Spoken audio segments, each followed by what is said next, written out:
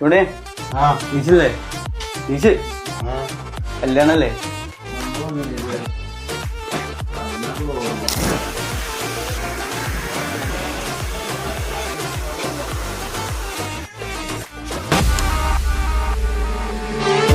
നാവിലെ മാളിക പണിയണ മാറ്റത് തീർക്കണ കാറ്റിവനാണ്.